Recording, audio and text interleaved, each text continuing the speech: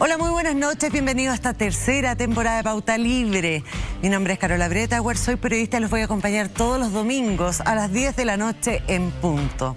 Como siempre, nos acompañará la periodista Mónica González, que hoy nos dejó un material exclusivo. La primera entrevista en extenso a Rodrigo Rojas Bade, ex constituyente. Pero también nos acompaña otra periodista, compañera. ¿Cómo estás, Alejandra Matús? Muy bien, gracias. Bienvenida, Carola. Muchas gracias. Y hoy como panelista invitada, también periodista, pero actual constituyente, Beatriz Sánchez. ¿Cómo estás tú? Muy bien, muchas gracias. ¿Cómo estás, Carola? ¿Cómo estás, Ale? Muy bien, qué bueno reencontrarme contigo. Hemos compartido varios programas. Se ve un poquito cansada, sí, pero ya le vamos a preguntar por qué. ¿Dice por las bolsas? No. Vamos a comenzar con la actualidad y por supuesto que le cedo la palabra. ¿A quién? Alejandra.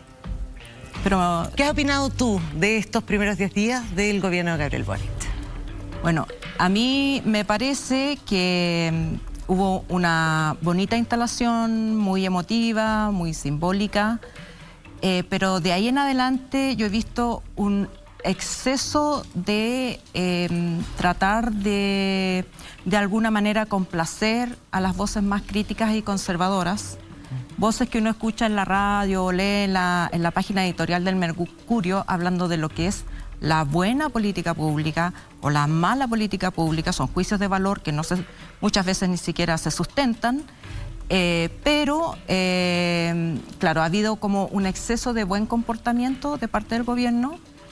Y a mí me parece que los gobiernos, sobre todo los gobiernos que llegan con una alta popularidad y con la confianza del pueblo, que es quien los elige, tienen que responder a esas demandas inmediatamente en los primeros días, porque siempre es posible desafectar a las bases. Y yo creo que todavía estamos en un gobierno que sigue un cierto modelo concertacionista en que la gobernabilidad se entiende como poner en un empate cosas que no son empate. ¿Qué te parece a ti, Beatriz? Porque tú eres muy cercana a muchos de los que están en gobierno ahora, te tocó trabajar en campaña. Recordemos que fue candidata presidencial. ¿Qué te pasa? ¿Cómo los has visto? ¿Son tus compañeros los que están ahí ahora asumiendo cargo? Con mucho protagonismo de los ministros, además. Sí.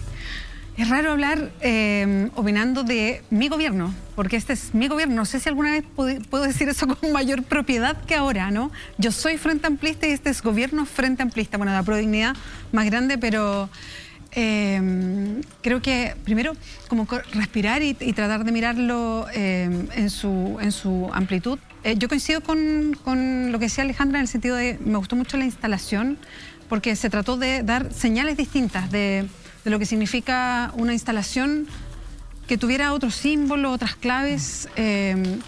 Creo que se notó que había un presidente joven que venía con otro impulso y con otra forma de diálogo. Me gustó mucho las frases del presidente en sus discursos. Creo que situarlo como presidente y ver como su impronta, pero también como una suerte de emoción en las palabras, en su cara, a mí me emocionó también. Y creo que nunca me había pasado eso. Con ninguna figura presidencial. Quizás me emocionó cuando le pusieron la banda presidencial a Michelle Bachelet la primera vez porque era mujer. Justamente te iba a preguntar por eso, porque a mí también me pasó, sobre todo con Michelle Bachelet, que le pusieron la banda y yo me puse a llorar, porque... A mí igual. Porque era una mujer. Pero se me paran los pelos ahora. Se me paran los pelos, claro, es como... No pude evitar el llanto, pero mi tema es que se corre el riesgo de bachetilizar la presidencia, en el sentido de que el presidente, la figura presidencial es cercana, es cálida, es comprensiva, es cariñosa, pero donde se ejerce el poder, donde están los duros, digamos, no hay tanto cariño ni tanta empatía. ¿No sientes que existe ese peligro? Yo creo que llevamos 10 días, entonces es como un poco injusto hacer como un análisis con tan poquito tiempo. Creo que hay varias señales que hay que ir analizando, hay cosas que a uno le gustan más, hay cosas que nos gustan menos, estoy de acuerdo con eso. Pero voy a quedar cariñosamente en las que me gustan más, patudamente a lo mejor. Ya. Pero me gusta mucho que, por ejemplo, haya dado ciertas señales que son señales que desde el mundo frente amplista son importantes, como haber firmado el Tratado de Escazú, por ejemplo. Claro. En la primera semana, claro. En la primera semana. Y eso es una señal importante. ¿Por qué? Porque hoy día, porque es recoger, no solamente por una demanda que existe, sino porque es recoger un tema que está sobre la mesa y parece que no nos estamos haciendo cargo, como la crisis climática. Bueno, y fue también un buen punto de cambio entre el gobierno de Piñera, que no lo quiso firmar, y este gobierno que lo firma. Exacto. Pero las personas que están esperando cambio en el sistema de pensiones, cambio en el sistema de salud, cambio en las relaciones laborales, ¿tú prevés o ves que ha habido demora en esos temas? Sí, lo que pasa es que yo creo que ahí hay algo que es un poco quizás más complejo para el gobierno, y creo que tiene que ver con algo que me toca a mí, como en el rol que tenemos en la constituyente. Creo que la Constitución, y creo que uno de los grandes temas de los últimos quizás, no sé, 30 años, después de salir de la dictadura y quizás toda esta etapa transicional, no sé cómo llamarla de otra manera, porque creo que los tentáculos de la dictadura llegan hasta hoy día. El que tengamos todavía una Constitución que no permite cambios estructurales para generar un sistema de seguridad social real, que yo creo que esa es la gran batalla, ¿no? Que poder tener realmente un sistema de salud real de seguridad social, un sistema de educación de seguridad social, un sistema de pensiones de seguridad social. Yo creo que esa es la demanda de fondo. Y a mí me gustaría ver a mi gobierno en esa demanda.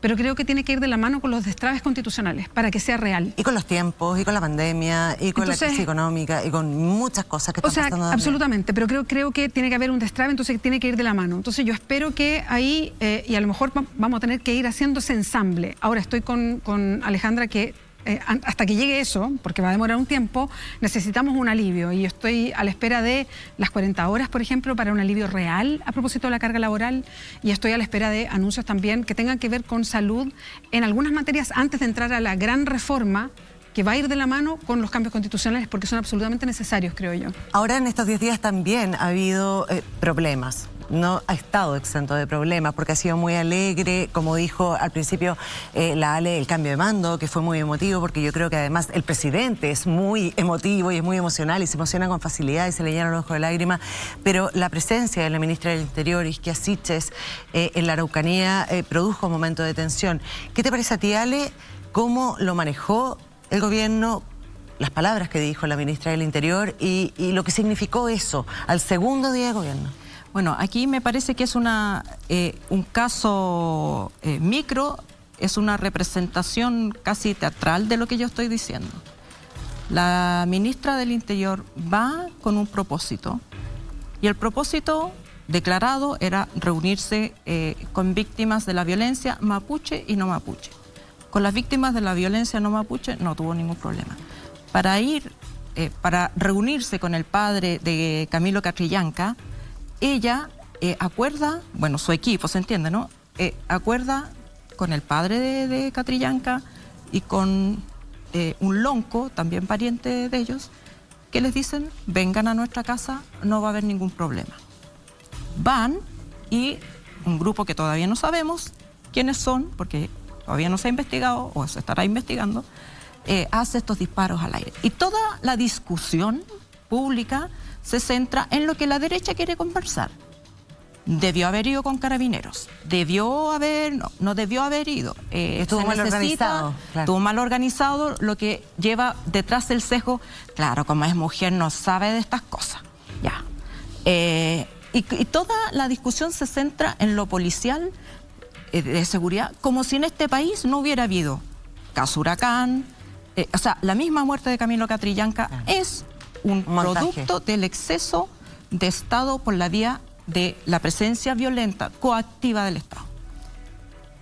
Pero yo creo que se dejan de ver ciertas cosas, como por ejemplo, que este fue un ataque no solo contra la ministra, también contra el padre de Camilo Catrillanca. Eso revela que hay grupos mapuche también, o probablemente mapuche, que no sé qué es lo que están defendiendo, porque si pueden agraviar al padre de la víctima simbólica más importante de la violencia del Estado, es que no sepa dónde están chuteando de partida. Entonces se asume muy livianamente que conocemos, que sabemos quiénes son y sabemos lo que persiguen. Yo personalmente no entiendo ninguna de las dos cosas. No entiendo que un grupo que defiende la causa mapuche quisiera torpedear ese momento, esa posibilidad de encuentro entre el nuevo gobierno y el papá de Camilo Catrillanca. Eso como primera cosa. Segundo, es evidente que hace falta inteligencia, pero inteligencia de la que sirve para los gobiernos democráticos, que es qué grupos están operando ahí, qué fuerza tienen, qué buscan, cuánto apoyo tienen en la población, quién los financia. Ese tipo de información que sirve para planear las cosas no está, pero no estaba antes tampoco. O sea, es cuando hablamos de inteligencia y salen los gurús de la seguridad y todo, perdón, en este país le creyeron a un señor, John Smith, decir que podía hackear los WhatsApp y que en esos WhatsApp... ¿Cómo olvidarlo? Claro, que en esos WhatsApp el líder de la CAM anunciaba por WhatsApp lo que iba a hacer. Y le pusieron recursos, le compraron por no sé cuánta plata el famoso programa al John Smith y todo fue una gran charada. Entonces, nadie cuestiona nada. Todos los periodistas empiezan a hablar, claro, sí, la seguridad y la seguridad. Bueno, pero analicemos los datos concretos. ¿Qué es lo que hay? ¿Qué es lo que pasó ahí? ¿Y cuánto no sabemos? Y tal vez ahí podamos encontrar, porque el objetivo final es generar un diálogo suficiente que se ha demorado, digámoslo, años para resolver un problema centenario. Y yo creo que desde el punto de vista derecha, izquierda, centro, todos queremos que el problema se resuelva, que haya un camino de conversación para ver cómo lo resolvemos. Exacto. Porque el estado actual de cosas no sirve. ¿Por qué seguimos insistiendo que tenemos que poner más carabineros, más militares, más zona de excepción, si no sirve y está demostrado que no sirve? Beatriz se dijo mucho en las redes sociales otras cosas con guitarra después de este episodio, queriendo decir un poco de que, ahora están ustedes en el gobierno, háganse cargo porque esto es lo que está pasando en la Araucanía. ¿Qué piensas tú? ¿Le hizo daño tan tempranamente haber vivido un episodio así a la ministra del Interior? Mira, no sé si le hizo daño, si no, si... yo creo que había un intento de despliegue más general. No solamente lo que hizo la ministra, fueron varios ministros a la zona de la Araucanía como para dar una señal de despliegue grande, de llegar a una de las regiones que efectivamente creo que va a tener un foco especial de preocupación.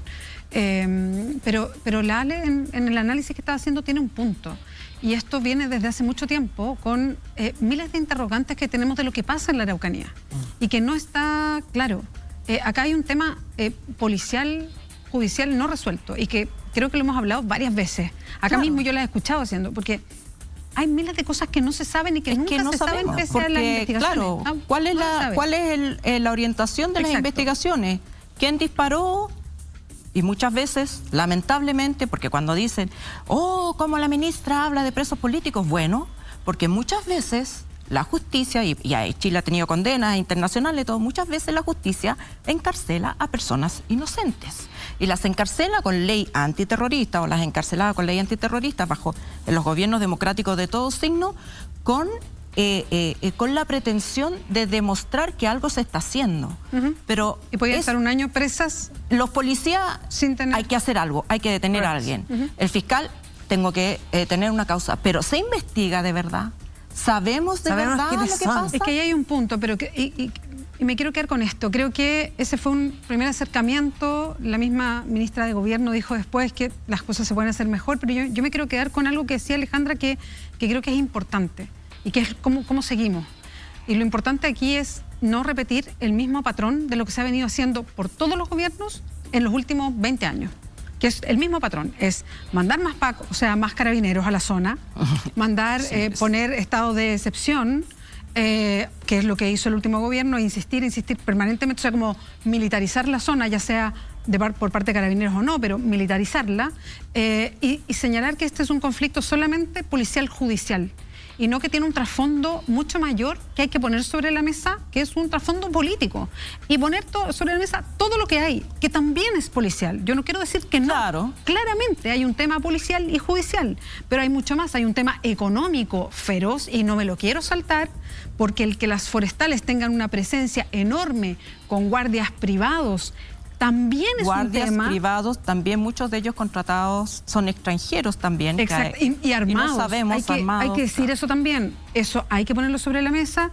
Y también el tema de deuda de tierras y lo que está pasando en la zona. Todo eso tiene que estar sobre la mesa en un... Toda la información que no sabemos, como dice Toda la información se tiene que dialogar. Es un diálogo político que va a ser un diálogo duro, complejo, que no se va a resolver en 2 meses. Va a ser seguramente una cuestión larga. Y hay que afrontarla de esa manera. Claro, y por supuesto que al lado y lado, al medio, arriba, abajo, hay gente que no le conviene el diálogo, que no le conviene que el problema... Y que lo va a estar boicoteando. Los que venden armas no les interesa, por supuesto, que se resuelva. Los que están financiando todo esto. Ya, tenemos muchas cosas de conversar, pero les quiero contar que Mónica González, nuestra compañera, entrevistó en exclusivo al ex constituyente Rodrigo Rojas Vade. Los quiero invitar a ustedes a ver un adelanto, después nos separamos, pero volvemos con mucha más conversación aquí en Pauta Libre.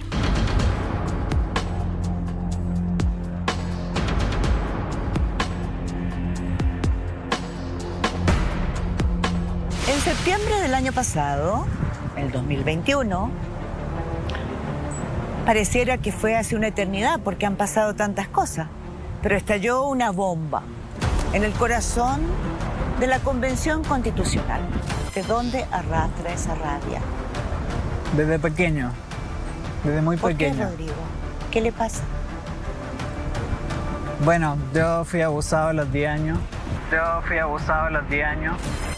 Hoy día lo veo con su pelo, lo veo con cejas. ¿Qué se hacía para no tener cejas y no tener pelo? Bueno, el pelo siempre lo he usado muy corto, afeitado desde años. Incluso, ahora ya no se lo afeita. No tan con la periodicidad de antes.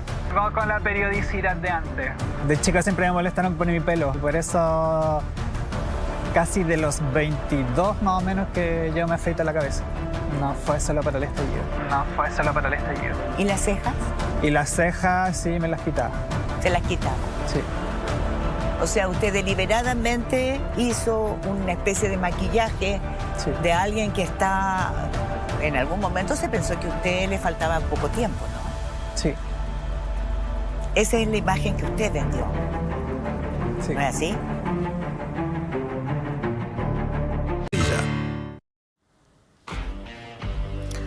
Y ya estamos de vuelta en el estreno de esta tercera temporada de Pauta Libre y ahora, a continuación, lo que ustedes en la casa están esperando. Porque Mónica González, nuestra compañera, entrevistó en exclusiva a Rodrigo Rojas Vade y esta es la primera parte de su entrevista. En septiembre del año pasado, el 2021, pareciera que fue hace una eternidad porque han pasado tantas cosas, pero estalló una bomba en el corazón de la Convención Constitucional. Hacía solo 4 días que se había inaugurado. Y se supo que uno de los convencionales más famosos, que había adquirido más notoriedad, había mentido con respecto a algo clave en su presentación. Él dijo desde los primeros días del estallido que tenía un cáncer. La gente que iba a manifestar a la Plaza Dignidad lo convirtió en su referente. Y ese día le terminó de asumir frente a un reportaje del diario La Tercera que era mentira. Hoy estamos con Rodrigo Rojas Vade para que nos cuente un pedazo de su verdad.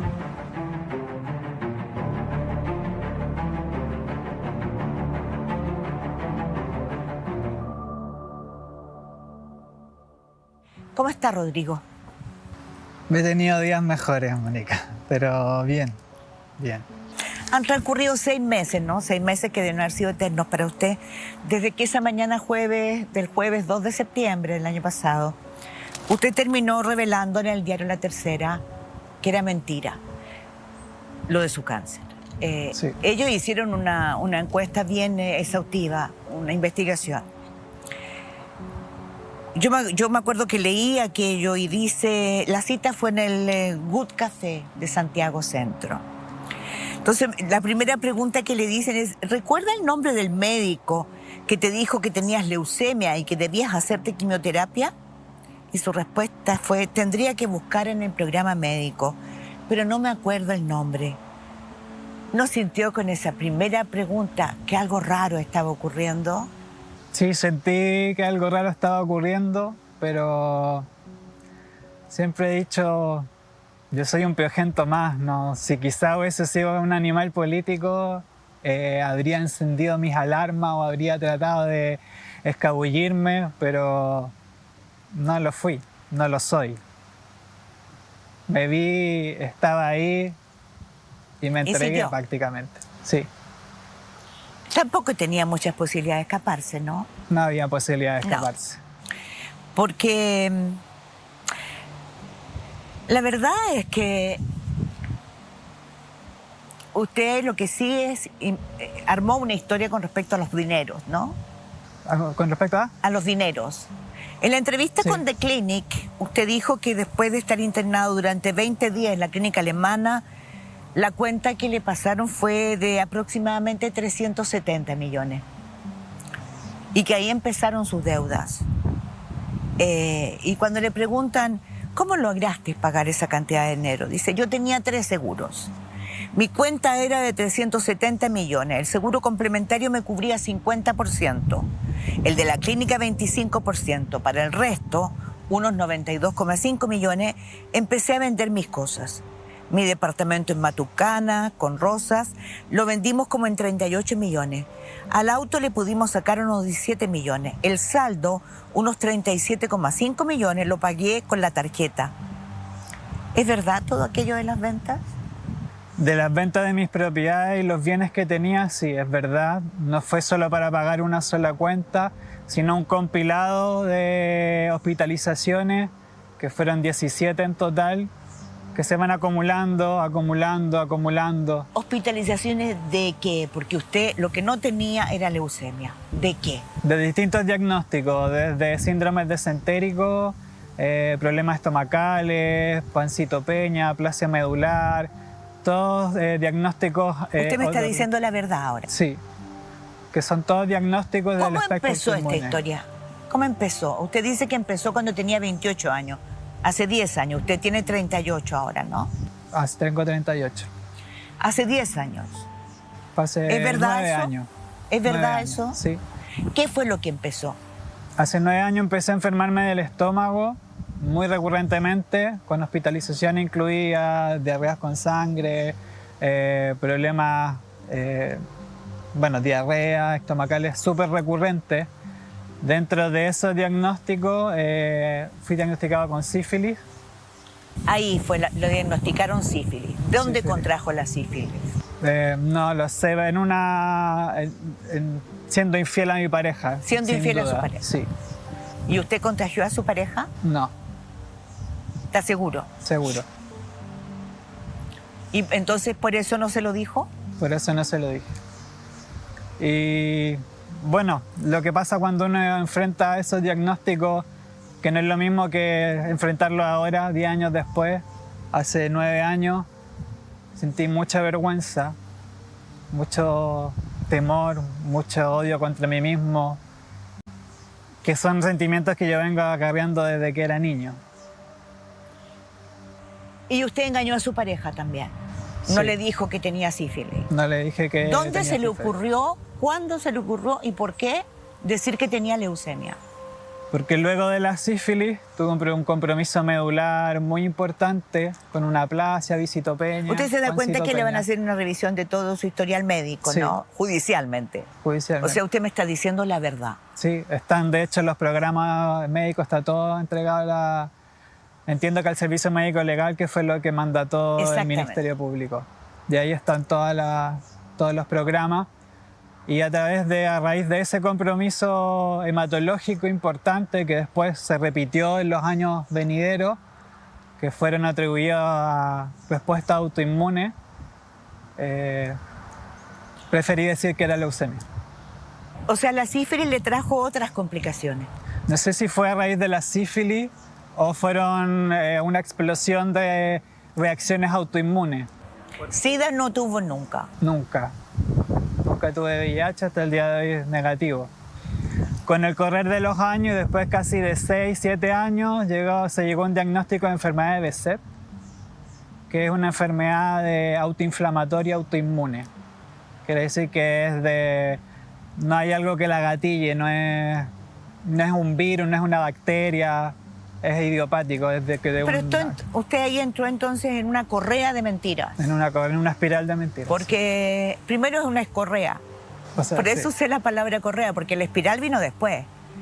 Usted entró en una correa con su familia, con su pareja. ¿Y con quiénes más? Porque tengo entendido en ese tiempo usted trabajaba en LAN.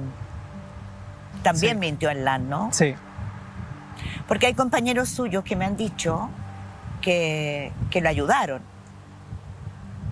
sí, me ayudaron algunos compañeros. Lo ayudaron pensando que usted tenía leucemia. Sí, ¿No se dio cuenta que eso se le estaba escapando de control? hasta el último no.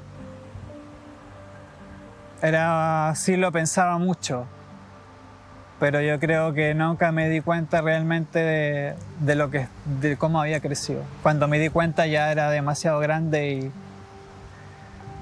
Usted trabajaba en LAN fluí. y aprovechaba esa posibilidad para tener pasajes para ir a Barcelona. Sí. ¿Por qué entró a un hospital de Barcelona? Tratando de buscar alguna respuesta. Explíqueme. Al no saber qué es lo que me pasaba, finalmente estaba hospitalizado constantemente, no había un diagnóstico claro, nadie sabía lo que me estaba pasando, ni siquiera yo mismo. Pero finalmente en la clínica Bupa, ¿no? La clínica Bupa. Bupa, perdón. Lo mandan al comité de ética. O sea, ellos descubrieron primero que nadie que usted estaba mintiendo. Yo creo que sí, no sé si me habrán mandado al comité de ética ellos como clínica. Al comité de ética médica. No tenía Usted, información o sea, de eso. nunca... perdón, usted dijo al principio, soy un piojento. Un piojento no va a la clínica alemana. Sí, Un piojento no va a la clínica Bupa. Un piojento no va al hospital, ¿cómo se llama el de Barcelona? Valdebrón. No va. ¿Por qué fue allí usted? En un principio me empecé a atender a la clínica alemana porque los seguros me cubrían bien, buena plata. Ganaba buen sueldo a pesar de la posición que tenía y me empecé a atender allí. Cuando el diagnóstico se volvió más complejo, me quedé atendiéndome allí porque finalmente hay acceso rápido a especialistas, a exámenes, a una cama disponible, UCI, UTI. Bueno, ahí los programas médicos lo tienen todo detallado. Y seguí atendiéndome allí. Por eso. Después, Después, teniendo que pagar usted. cuando ya no tenía los seguros, seguí ¿Por atendiéndome qué allí. se fue de la clínica alemana? Porque ya me quedé sin seguro complementario y era imposible seguir atendiéndome allí. Pero usted dijo que además te había tenido algunos problemas con ellos.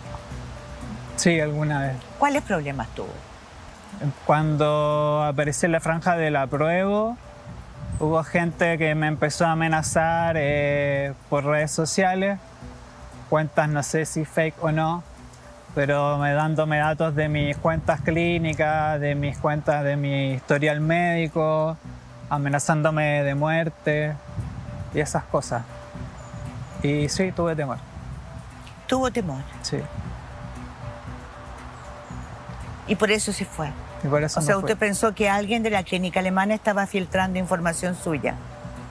Sí, Pero si lo hubieran filtrado, se sabría la verdad antes. lo mismo me pregunto yo. Y no se supo. ¿Por qué no se supo antes? Porque habrán filtrado algunas cosas y no todas, ¿no? O sea, hubo gente en la clínica alemana que sabían que usted estaba mintiendo. De hecho, en la ficha médica no aparecía el diagnóstico de cáncer, entonces... O sea, Todos hubo sabían. médicos, hubo enfermeras, hubo personal administrativo de la clínica alemana que siempre supo que usted estaba mintiendo. Sí, debían haber sabido, sí, Y en la clínica Bupa también. también. ¿Y no habrá sido eso lo que gatilló que lo mandaran al comité de ética? Probablemente sí. ¿Quién es Rodrigo Rojas Vade? ¿Por qué llega a hacer eso? ¿Por qué llega, sale de una hospitalización y se va a la Plaza Dignidad? ¿No es así?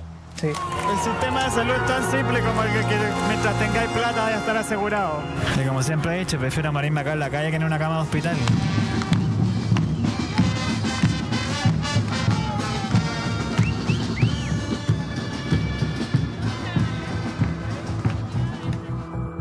Primero, justicia, castigo y reparación a los violadores de los derechos humanos.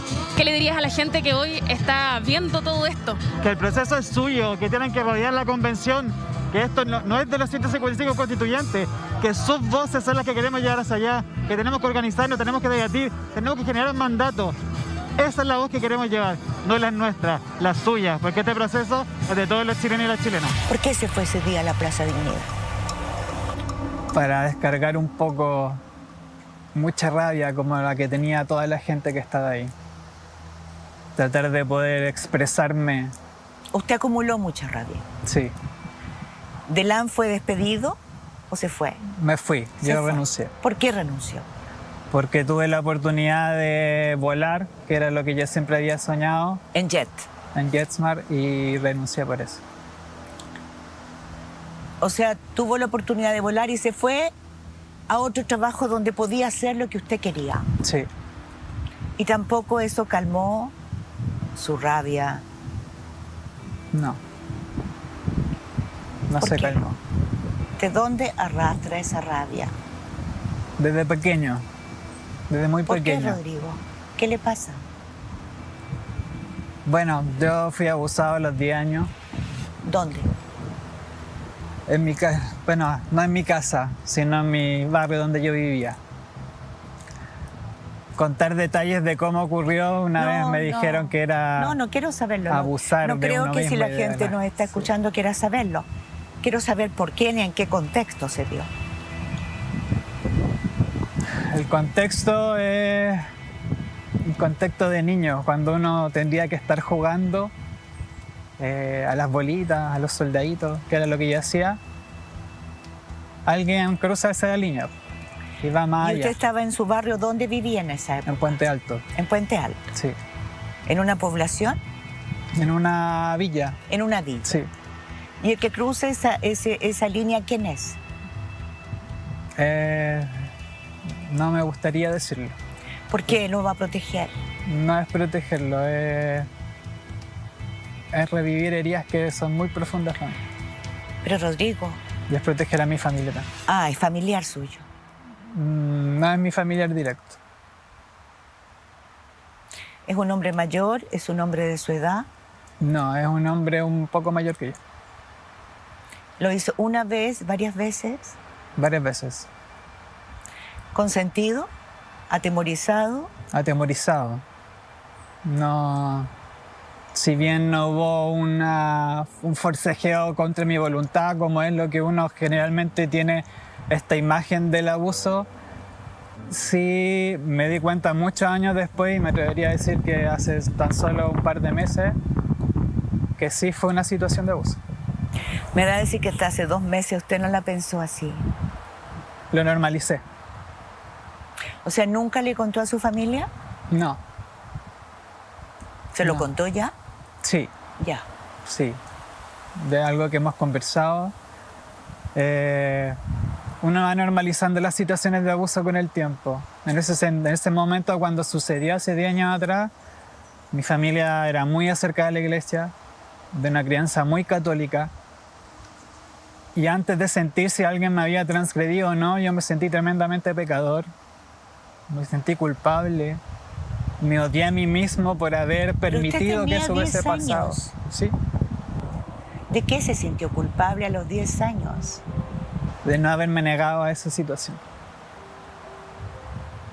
No sé si lo disfruté o no. Se lo porque pregunta todavía. Me lo pregunto todavía, sí.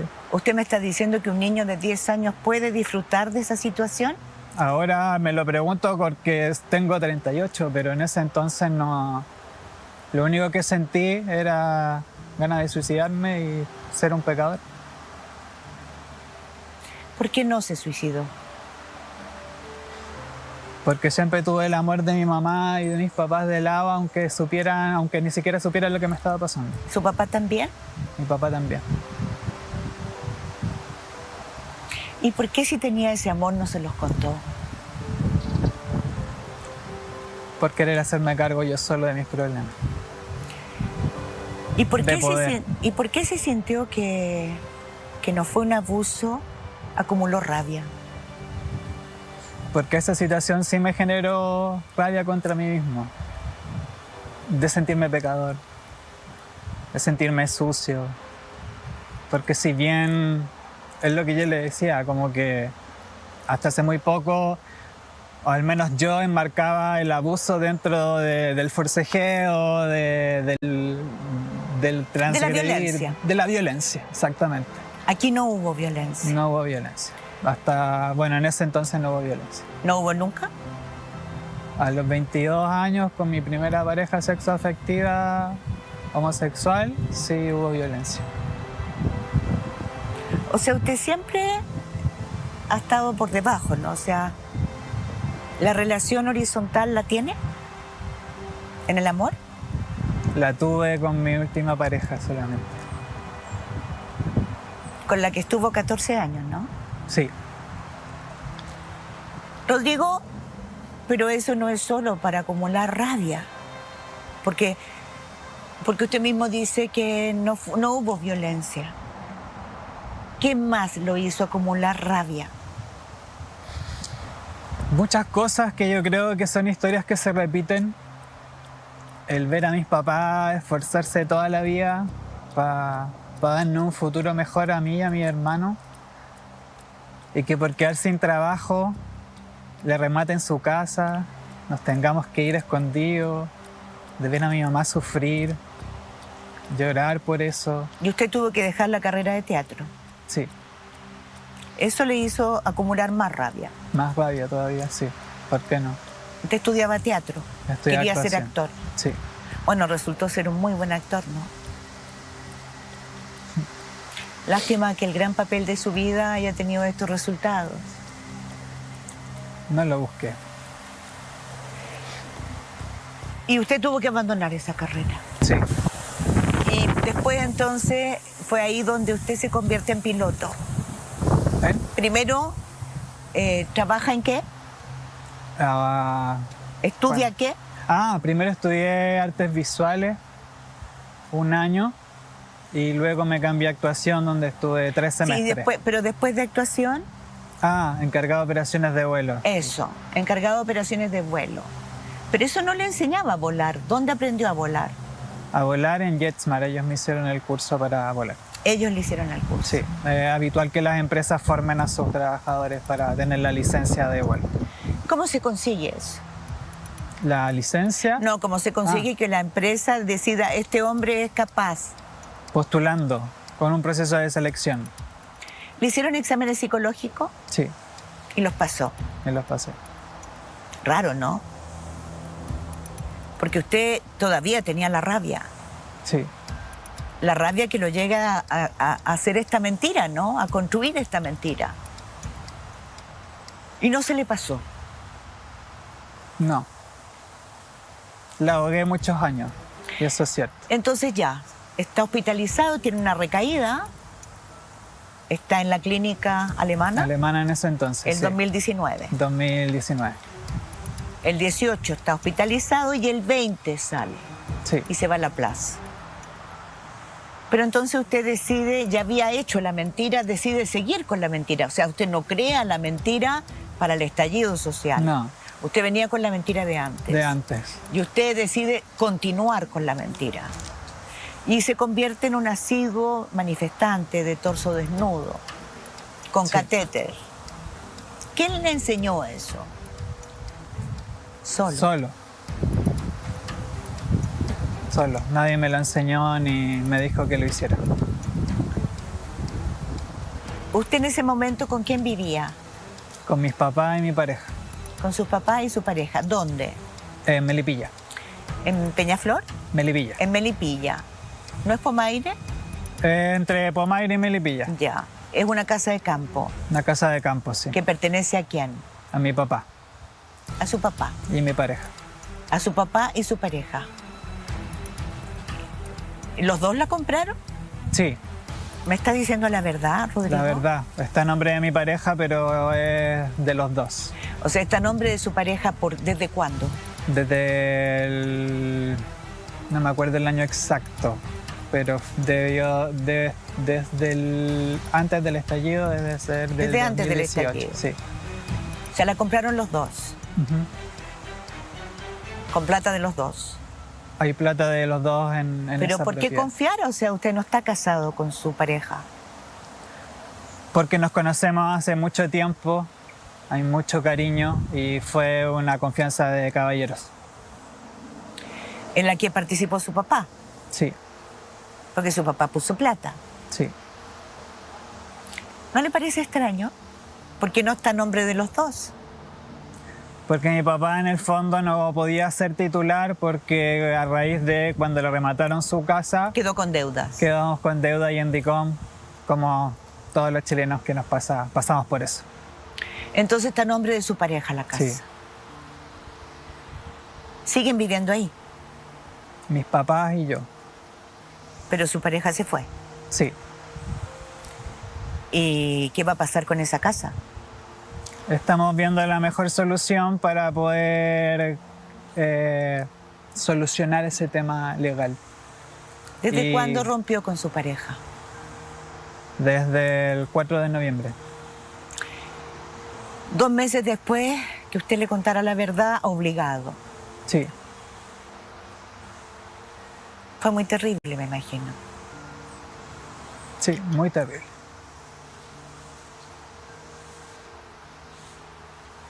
O sea, él se debe haber sentido muy defraudado, ¿no? Sí, creo que así debió sentirse. Porque no solamente era la mentira, sino que también usted lo había engañado. Sí, Había infidelidad, había traición, había mentira. sí. No fui el espectro de amor que la sociedad y las religiones construyen entre dos personas. Rodrigo, cuando usted llega a la plaza, ¿decide transformarse en eso que se convirtió en un ícono? No, solo quería manifestar y apoyar, ser útil por primera Pero su vez. pareja nunca lo acompañó.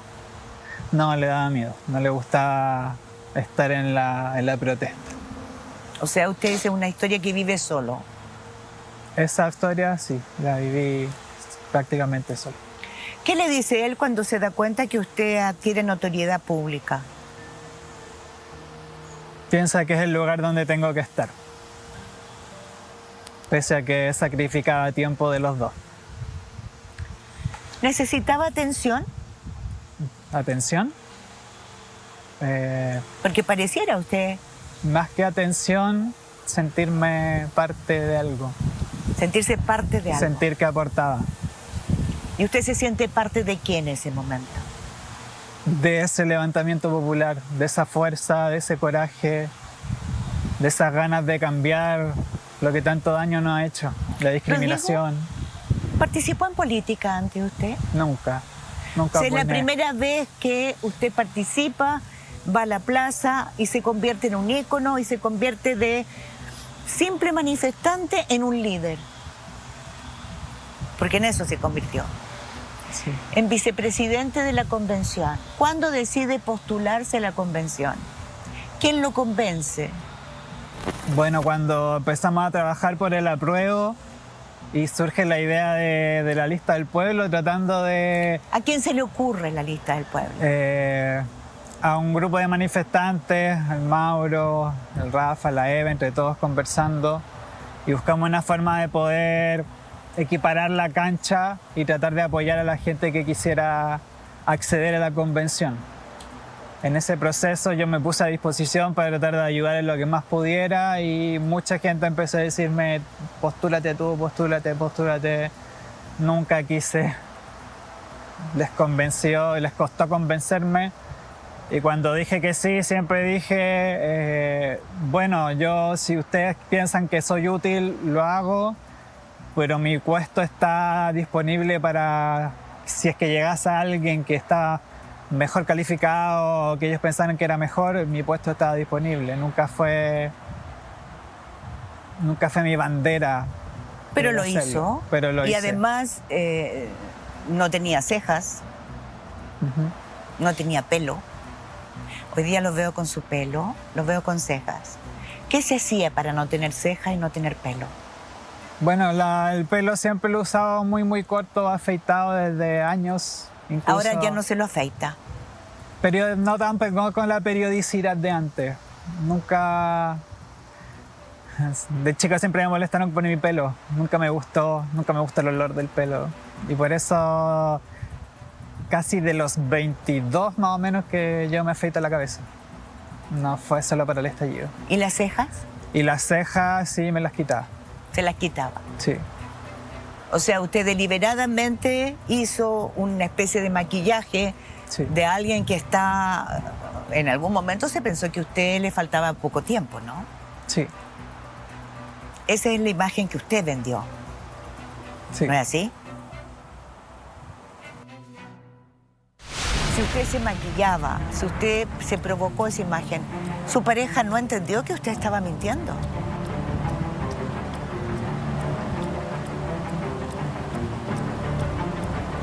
Es una pregunta difícil porque no quiero poner palabras mías en la boca de él. No quiero poner palabras mías en la boca de él. ¿Logró engañarlo por amor? Sí. ¿Usted quiso desatar la compasión en su pareja? Ahora con el tiempo y con el apoyo psicológico que he tenido, sí, siento que sí. Sí, siento que sí.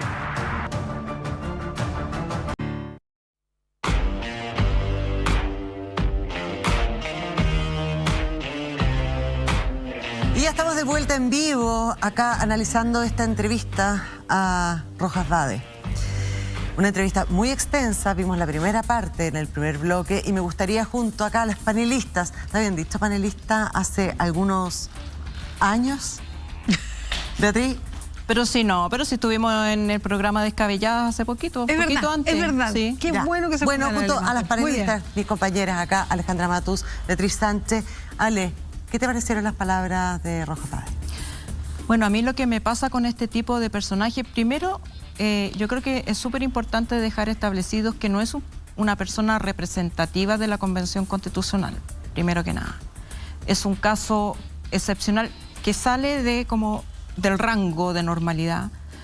Personas como Sebastián Garay, ¿cómo se llama Garay? Rafael Garay, que mienten con las cosas que no se miente. Entonces, es como el cuento del tío, las estafas en las que uno cae porque hay cosas con las que no se juega, ni los mentirosos juegan con esas cosas, como el cáncer. O sea, esta persona que iba a la Plaza Dignidad con todos los artilugios que digamos que generó mucha empatía, porque además articula un discurso que existe sobre realidades que existen, pero las representaba muy bien él como un actor, solamente que no nos decía que era un actor. Una especie de instalación artística, pero su propio docu-reality. Y con eso consiguió la votación y con eso consiguió llegar a la Convención Constitucional.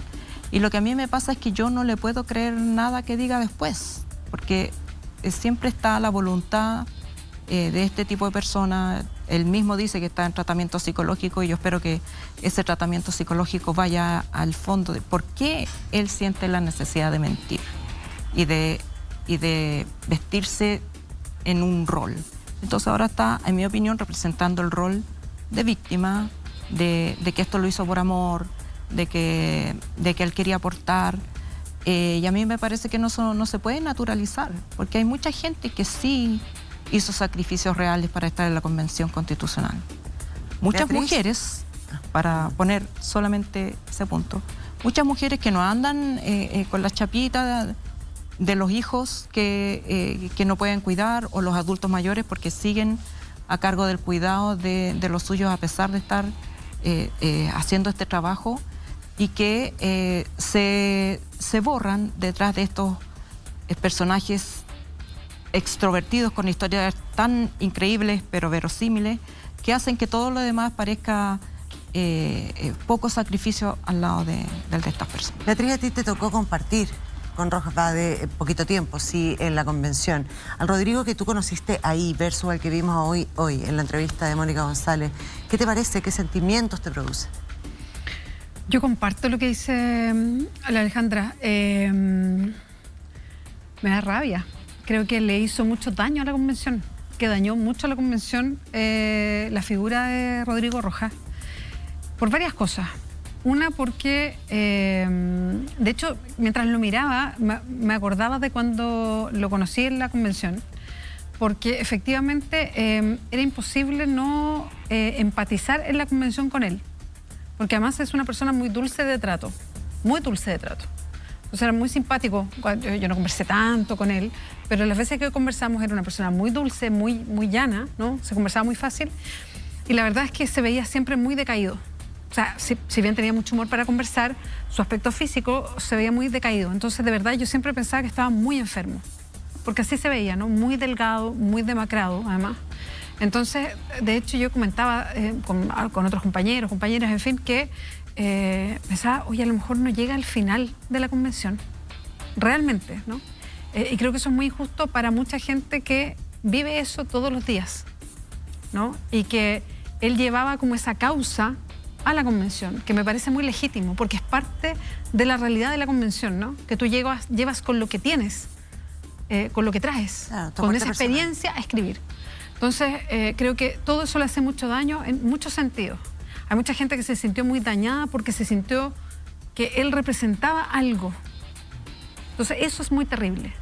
Y también mucho daño a la convención en el sentido de que la idea era que mucha gente común que estaba en la calle, y eso todavía existe, pero pareciera que ya no. Claro. Y eso creo que es fatal. Hay mucha gente que efectivamente hay una gran pluralidad dentro de la convención. Hay mucha gente que nunca había estado en política, hay mucha gente que vino directamente desde su movimiento del barrio, su movimiento local, a la convención. Y eso ha enriquecido. Lo ha hecho difícil. Yo no digo que yo no romantizo esto. Ha hecho difícil la discusión, pero lo ha hecho más legítima, porque es más gente discutiendo sobre el poder que nunca había estado ahí.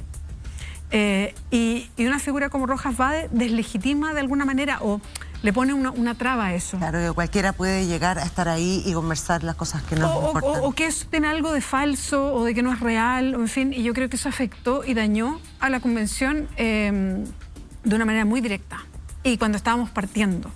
Y yo eso no lo olvido. Y yo creo que provocó un daño y por eso a mí me da mucha rabia. Entonces cuando lo veo con ese tono y con esa forma, me pasa un poco lo que le pasa a la Alejandra. Bueno, les quiero invitar a ustedes dos y a ustedes de la casa, por supuesto, a ver esta segunda parte que habla precisamente de la Constitución y del daño que él le provocó a la Constitucional, a los constituyentes y nos cuenta varias cosas en esta gran entrevista que hizo Mónica González. Esta es la segunda parte, vamos a verla.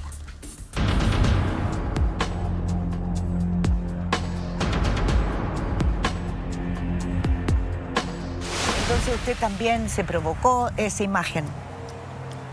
Sí, siento que sí, la provoqué. Entonces le quiero hacer una pregunta importante. Si usted se maquillaba, si usted se provocó esa imagen, ¿su pareja no entendió que usted estaba mintiendo?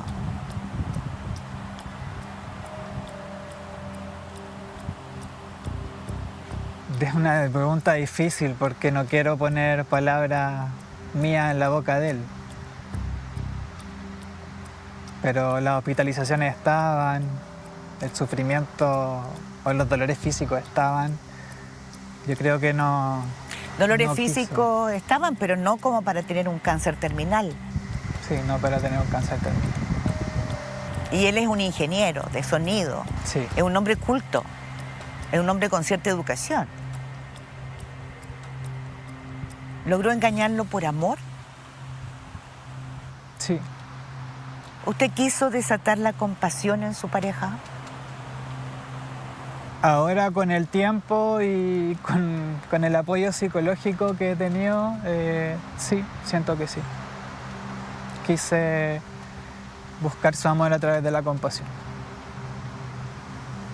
Por no sentirme digno ni amable por él. que es algo que también lo he sentido siempre. A raíz de eso, de ese episodio de cuando tenía 10 años, de no sentirme digno, de sentirme pecador, de que me empezaran a llamar maricón antes que yo ni siquiera pensaran que me gustaran los hombres o no. ¿Así lo llamaban? Así me llamaron. ¿En el liceo? De antes, en la básica.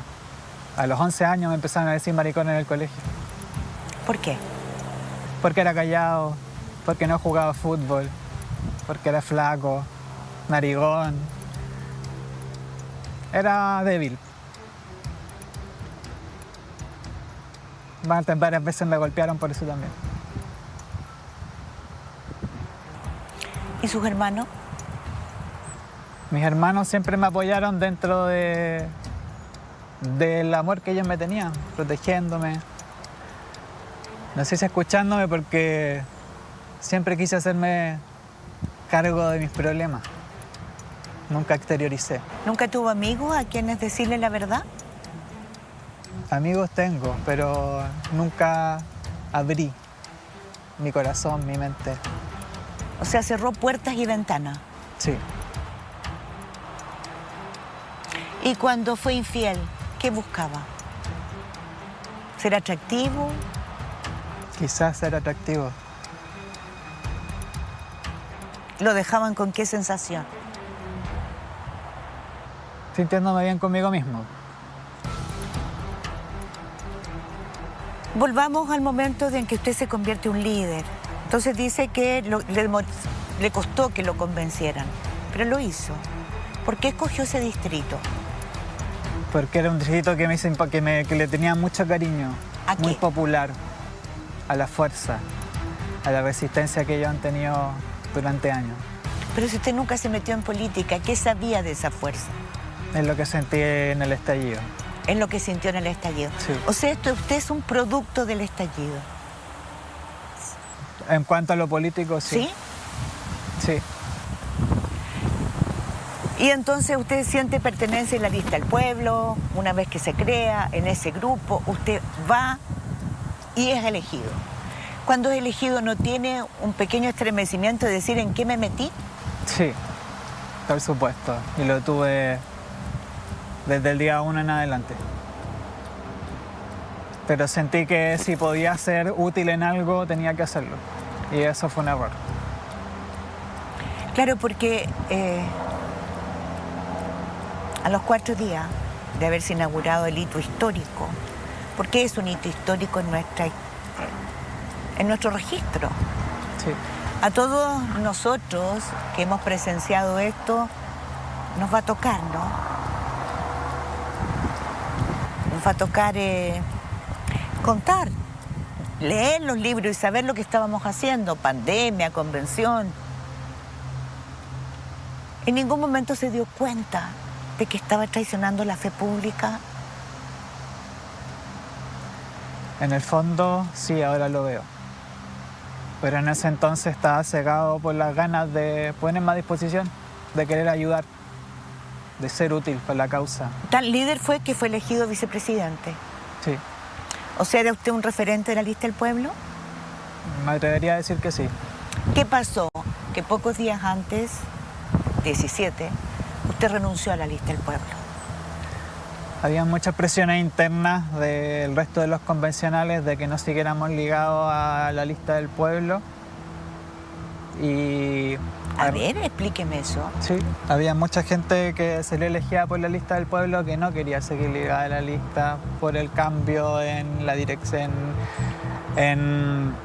digamos, los objetivos políticos, por así decirlo. Explíquele a quienes nos están escuchando. Es a ellos a quien tiene Sí, que explicarle. Sí, es algo... Bueno, en el fondo los compañeros ya no estaban de acuerdo con las vocerías de la lista ni lo duro que era el discurso. Entonces había muchas presiones de terminar la relación con la lista del pueblo porque ellos habían, sobre todo con los nuevos desafíos que había asumido la lista, de de ir a disputar las elecciones de senadores, diputados, core, alcaldía, y no estaban de acuerdo con presidencial. Incluso presidenciales, y no estaban de acuerdo con esas decisiones porque habían ingresado a la lista solo por el tema de la convención, y que era lícito porque originalmente el objetivo de la lista era eso, llevar independientes a la convención. Por lo tanto, la gente que se va es que no está de acuerdo con proyectarse políticamente. Con ese proyecto político. Con ese proyecto político. Entonces... Usted tampoco. Decidimos, no, yo tampoco sentía que era el momento. Pero yo estaba netamente metido en el tema convención, que nos ocupaba todo el día, y para proteger en el fondo la cohesión que había de los convencionales que habíamos llegado hasta ahí a través de la lista del pueblo, es que yo también decidí renunciar y dedicarme solo a la convención. ¿Y quiénes presionaban? El resto de los compañeros que no estaban tan ligados a la lista. ¿Como quién? ¿Quién lideraba eso?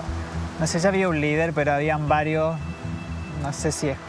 No me gustaría decir nombres, perfecto. porque finalmente creo que ellos están... Creo que hay que dejarlo hacer el excelente trabajo que han venido haciendo y que esperemos que lo sigan haciendo.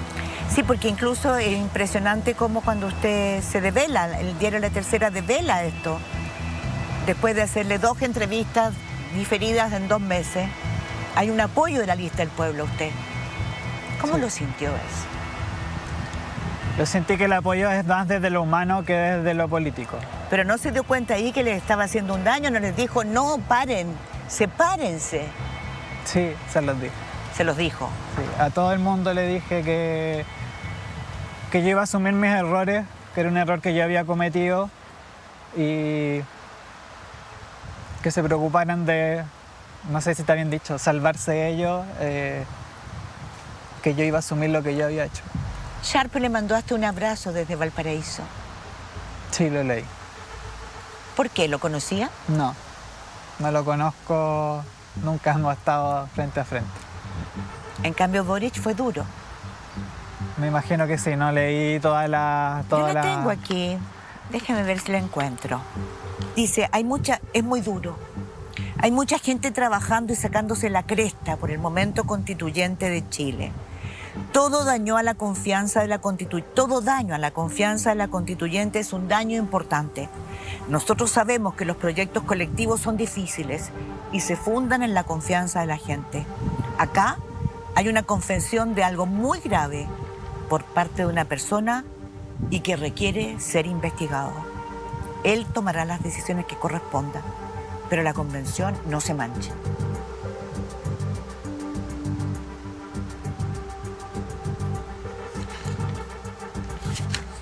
Creo que asumió los errores que cometí, dando la cara, exponiendo todo lo que me ha pedido la Fiscalía a través del proceso penal en el cual estoy. Por eso ofrecí mi renuncia primero a la mesa y luego a la convención esperando el mecanismo. Sí, pero le pregunto por el daño a la convención. Usted se da cuenta que hace una semana Marcela Cubillos dio una entrevista diciendo que esta es la convención que manchó Rojas Vade.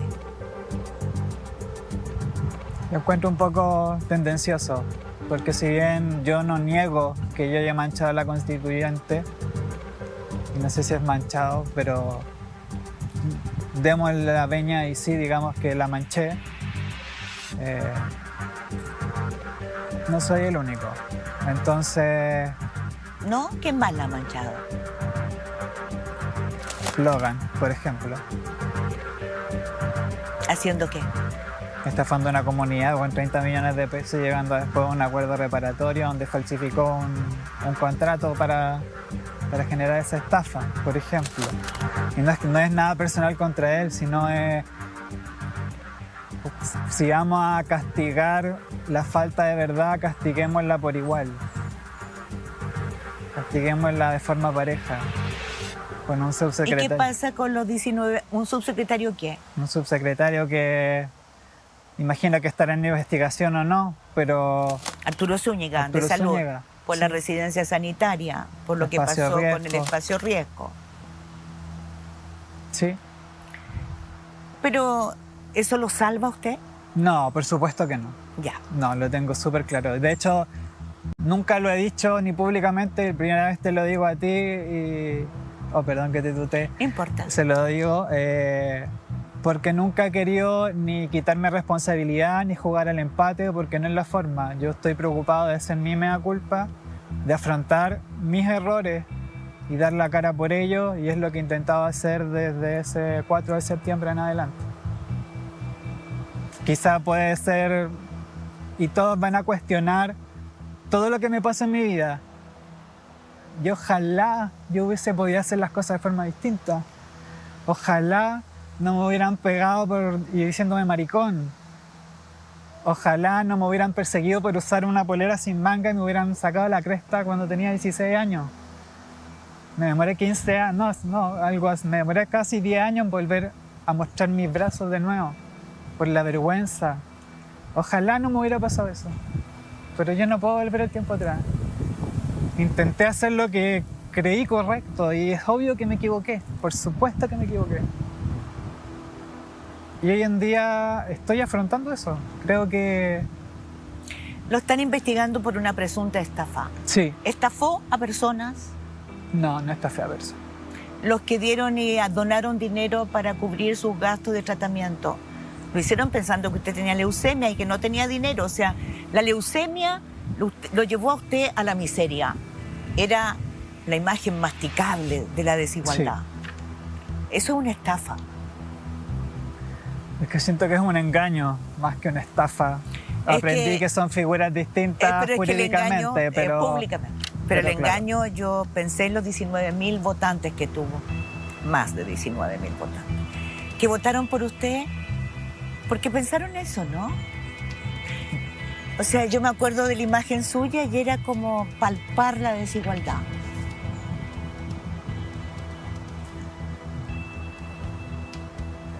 Daban ganas de abrazarlo.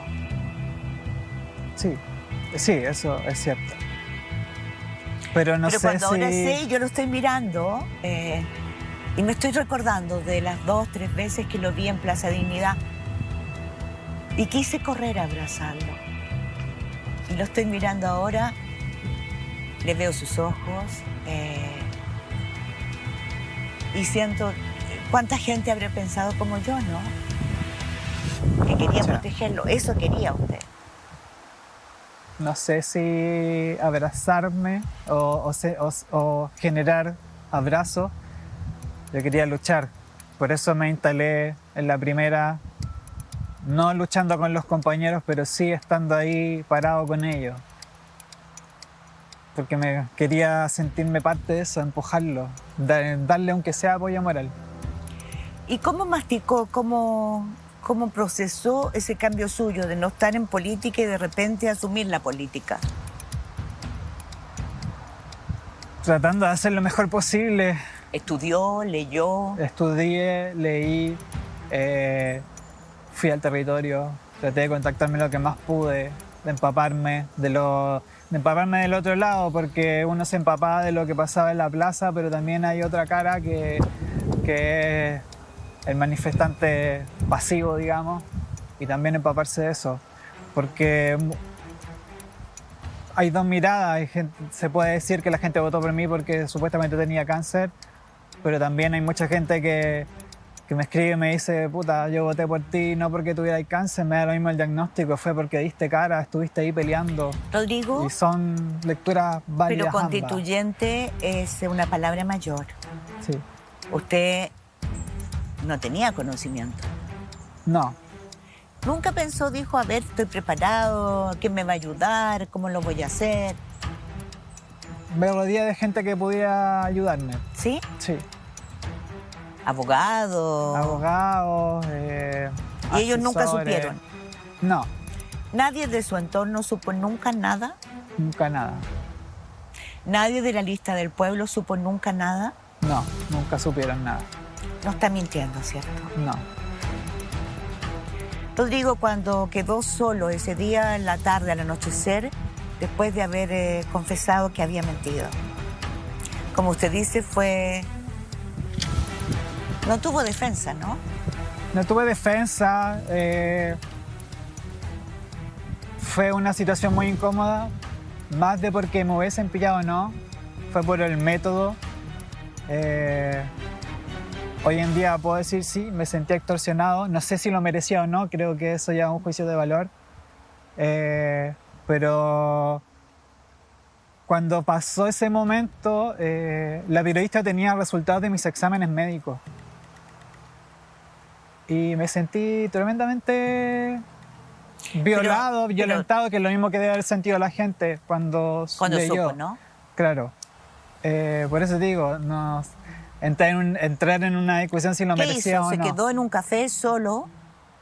Ellos se fueron. Usted supo que iba a ser publicado el domingo. Me quedé sentado en una banca, llamé a mi pareja que me pasó a buscar y le conté. ¿Le contó en el auto? Sí. ¿Qué hizo él? Se puso a llorar.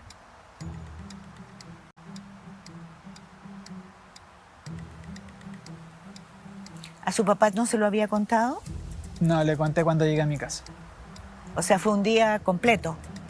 O sea, la entrevista terminó a eso de las 7:30, 8 Sí. de la noche, porque ya estaba oscuro.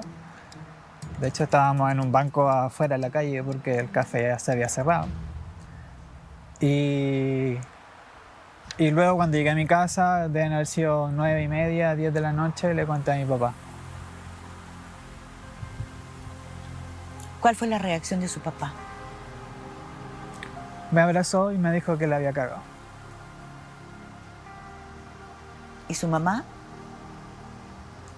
En un acto de supremo amor, mi madre me dijo que ella no era quien para juzgarme. Y me abrazó. ¿Por qué se quiebra con su madre? Porque mi mamá y mi papá es lo más sagrado que yo he tenido toda la vida. Como lo fue mi pareja, como lo son mis hermanos también. Porque han estado conmigo siempre.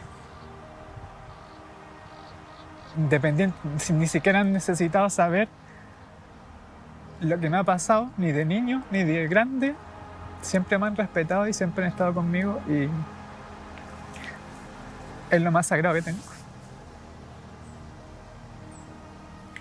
Rodrigo, pasaron 2 meses y su pareja se fue. No soportó la mentira. Imagino que no soporta la mentira. 14 años juntos es mucho, ¿no? Es mucho. Es mucho tiempo, es mucho amor. Sí.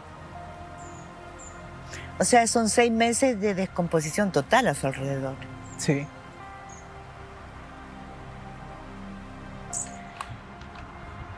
De perderlo todo.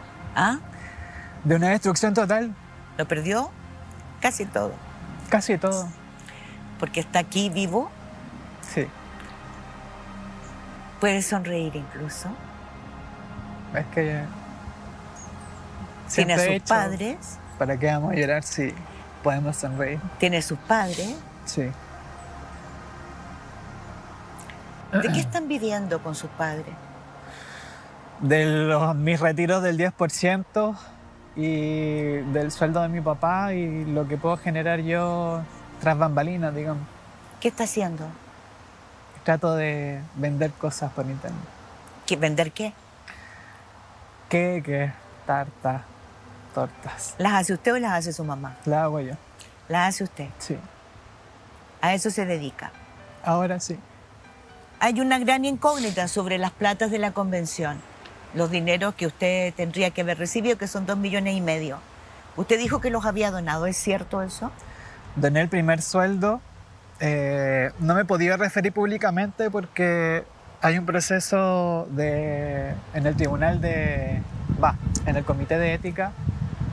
Imagino que cuando salga al aire la entrevista ya va a haber terminado. Sí, claro. Así que puedo hablar de eso. Doné un sueldo que doné casi 2 millones, casi 3 millones. Ahora en lo que llevamos en la entrevista al comité de ética me dicen que esas donaciones no son válidas porque fueron a personas naturales, a personas con cáncer, a unos chicos que tenían que trasplantarse de riñón a familiares de los presos de la revuelta y un refugio de animales. ¿Tiene cómo probarlo? Sí, tengo cómo probarlo. No, nunca lo quise exponer públicamente porque son donaciones anónimas. Pero solamente donó eso. Sí, el resto lo guardé, está impecable, está intocable ahí. Fue un consejo de mi papá y fue un sabio consejo porque hoy en día el sueldo, lo que alcancé a donar, voy a tener que sacarlo de algún lugar porque judicialmente no es válido porque no es donado a una organización... Sin fines de lucro. Claro, o con personalidad jurídica. Con personalidad jurídica sin fines de lucro. Claro. Entonces, más encima voy a quedar endeudado en esa plata que doné. No es válida, así que voy a tener que reponerla porque dentro del acuerdo reparatorio que yo ofrecí en el Comité de Ética es devolver la totalidad de los dineros, que es lo que corresponde, que yo no he tocado. Perfecto. Yo no he estado 5 meses tirando plata así, feliz de la vida, al contrario. No, tratando de ver cómo solventamos O sea, la está casa. todo depositado en una cuenta. En la cuenta RUT, donde me depositan el sueldo. Perfecto. Y aclarar que nunca pude negarme a recibir ese sueldo porque Ya. legalmente no era posible, así como no era posible renunciar. No es una cosa de voluntad. ¿Qué ha pensado para el futuro? Eh, ¿O no alcanza a pensar en eso? creo que es muy pronto para pensar en el futuro. Sí, continuar mi proceso de sanación. ¿Tiene sífilis todavía? No, ya no. Ya no. No. ¿Tiene otra enfermedad? La enfermedad debe ser. Esa enfermedad que no es curable. Que no es curable, que es autoinmune. ¿Se ha hecho tratamiento psicológico? ¿Tiene algún diagnóstico?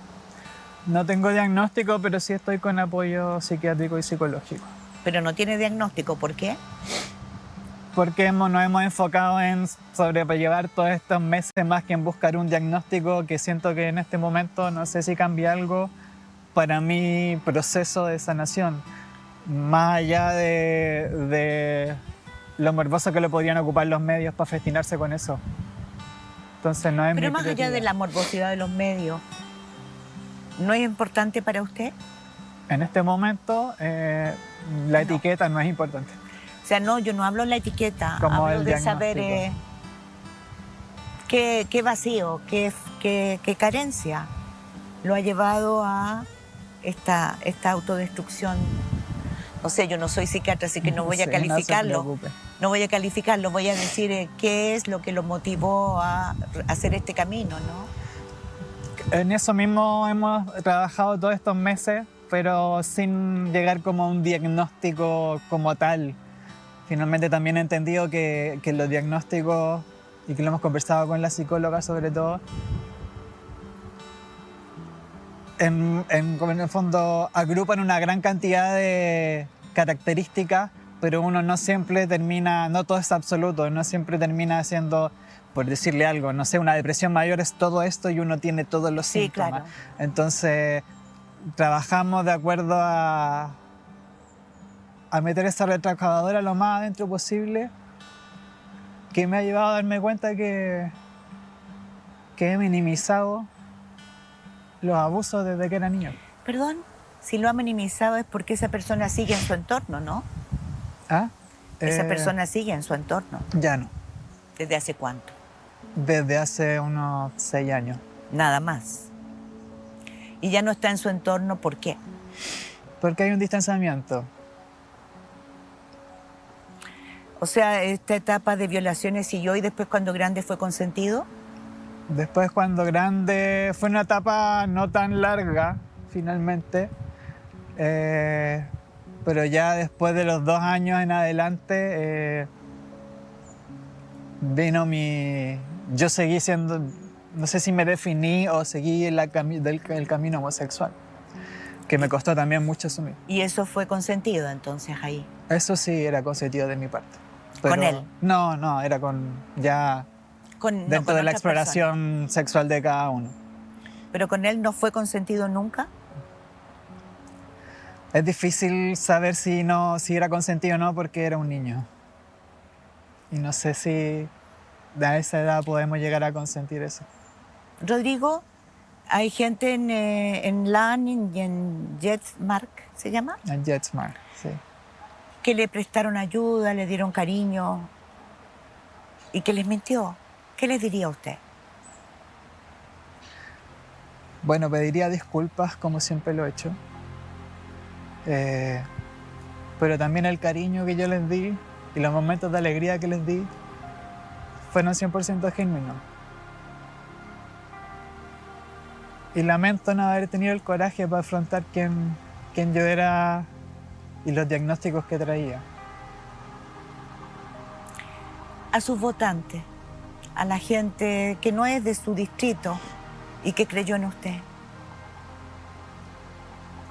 Es un poco lo mismo, lo dije desde un principio, pido disculpas y lo voy a pedir siempre, pero tampoco puedo pasar toda la vida pidiendo disculpas, porque eso también no es sano para nadie, porque todos cometemos errores. Yo sé que el mío es enorme y nunca me voy a quitar responsabilidad. Y siento que he tomado las decisiones asumiendo toda la responsabilidad que merezco. A lo mejor quedo corto, algunos más allá harán el juicio moral si necesito más o menos castigo. Pero pedir las disculpas correspondientes. Yo nunca quise burlarme de nadie, ni de los enfermos del cáncer. Al contrario, siempre quise gritar por ellos lo que no podía gritar por mí mismo. Gritar por mi abuelo, por mis amigos que se han muerto de cáncer.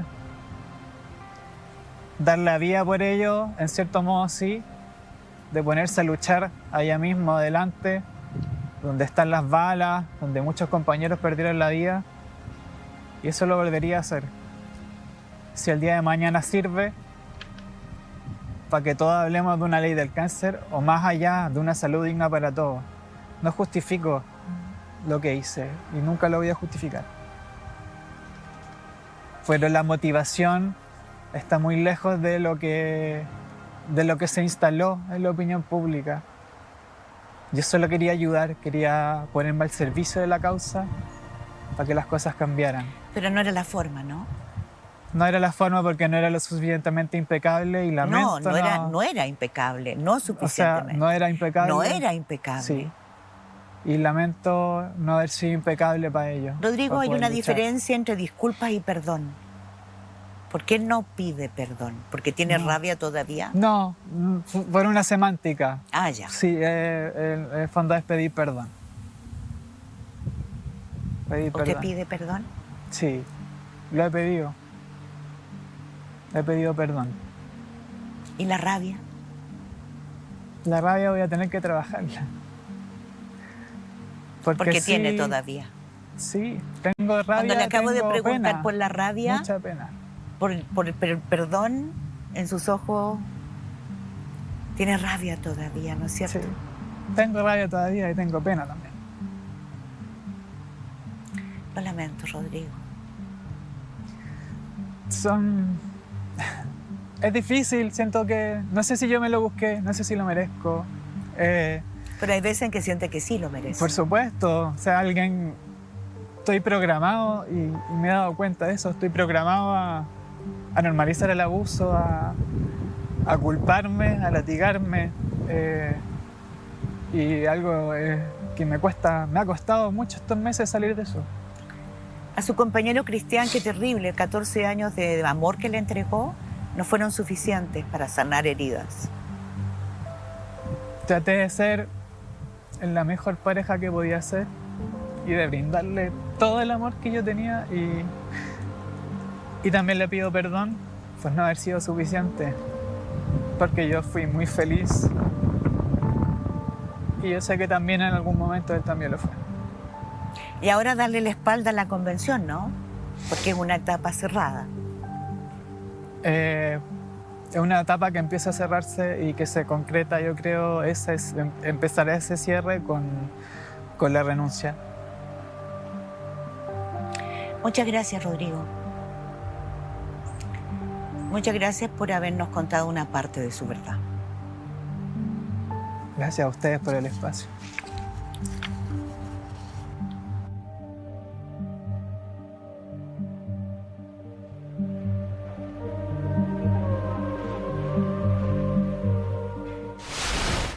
Encuentra todo sodimac.com y mucho más en falabella.com. Pinturas, cerámicas, pisos, herramientas y mucho más hasta en 10 cuotas sin interés pagando con tu CMR. Solo en el nuevo falabella.com. ¿Podemos reparar distintos tipos de daño? Aprendimos que sí. Por eso para cuidar nuestro pelo elegimos DAV. La fórmula de DAV con nutrición superior evita el 90% del daño antes de que suceda. Porque no importa cuál sea el daño, DAV lo repara. DAV, número 1 en reparación del pelo dañado. Para los cazadores de ofertas, ya comenzaron los Jumbo Days. 7 días para llenar tu despensa. 3x2 en todos los vinos 700 y 750 cc. 40% de descuento en todo Jumbo artesanal con Cencosud Scotiabank. Y además, aprovecha estas ofertas XL, exclusivo en jumbo.cl y Jumbo App. Nunca habían cuidado de él. Por eso, él le dio el nuevo Purina Cachao, ahora con prebiótico natural. Cada comida construye un escudo de protección para fortalecer su sistema inmune. Purina Cachao, ahora sin colorantes artificiales. Protección para una vida mejor. Oye, ¿cómo saber si alguien está haciendo mala leche? Ok, no sé mucho sobre la mala leche, porque solo conozco las buenas y ricas leches de Cuisine & Co, que les cae bien a todos y todas. Cuisine & Co, lo más rico de tu cocina, solo en Jumbo, Santa Isabel y Speed. ¿Qué te hace a ti ser tú? Tus células, millones de ellas. Centrum tiene fórmulas especializadas para hombres y mujeres con las vitaminas y minerales necesarias para las células que conforman tu cuerpo, ayudándote a reflejar una piel nutrida, fortalecer tus huesos, reforzar tu energía y tus defensas para que disfrutes de lo que más te importa. Porque cuando tus células funcionan bien, tú también. Centrum, el multivitamínico número 1 en ventas en el mundo.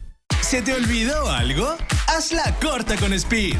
Aprovecha esta promo que llega en pocos minutos a tu casa. Speed, descárgala al toque. Nueva serie Galaxy S22.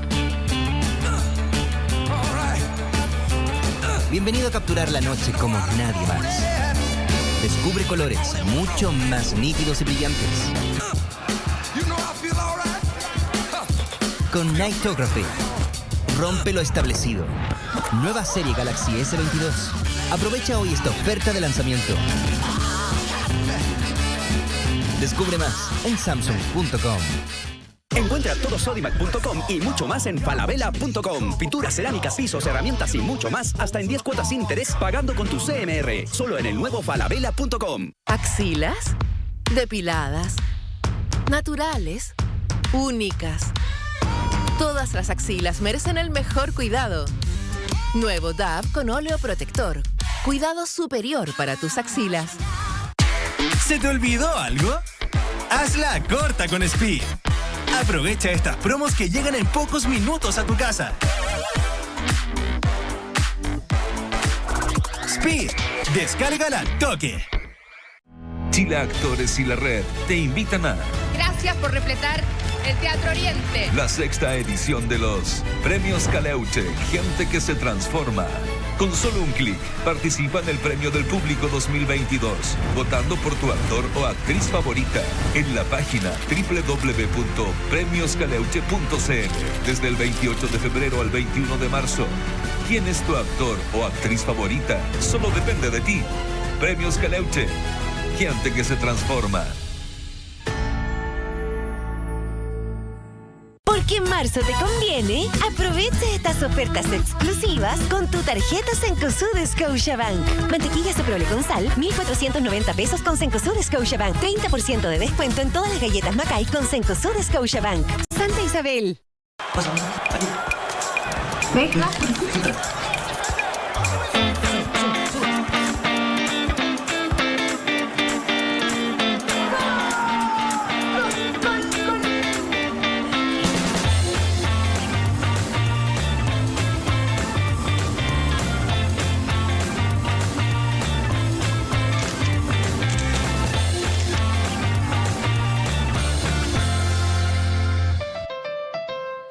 Para los cazadores de ofertas, ya comenzaron los Jumbo Days.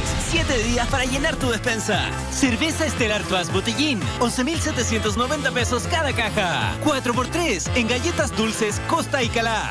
Y además, aprovecha estas ofertas XL, exclusivo en jumbo.cl y Jumbo App.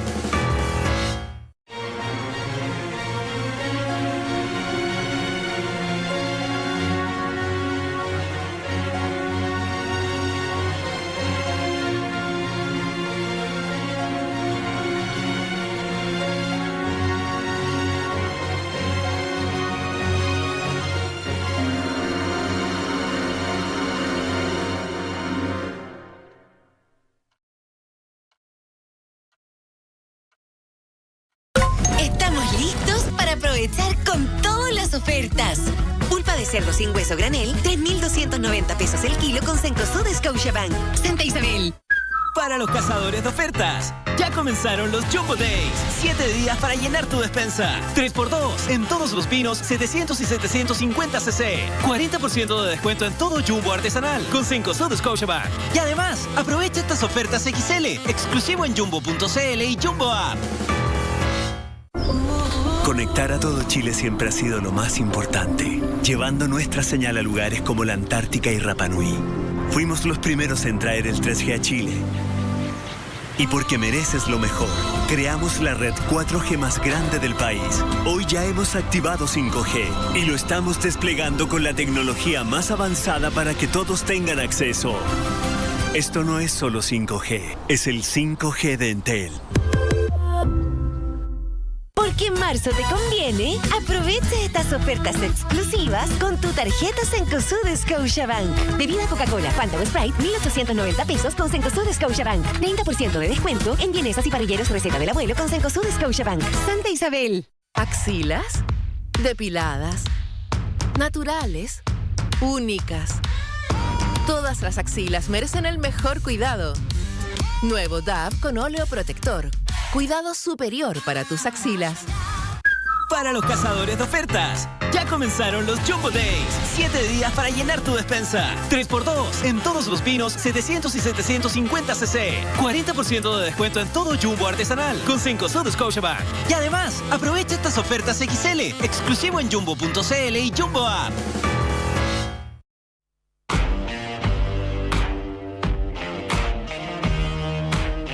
Ya estamos de vuelta aquí en Pauta Libre en este estreno de la tercera temporada, junto acá a Alejandra Matus, a Beatriz Sánchez, comentando esta extensa y exclusiva entrevista que hizo nuestra compañera Mónica González a Rodrigo Rojas Bade.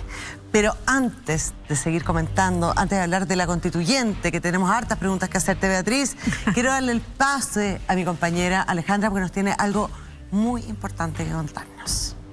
Sí, bueno, estamos en temporada de estrenos y vamos a estrenar pronto una nueva temporada de Jaque Matus.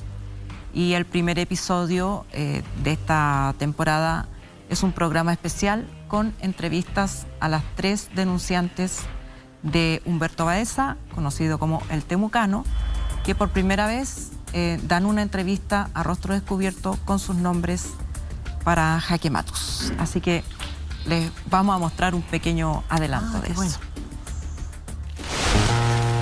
Déjame bailar contigo la alegría linda del último vals. Amor, amor.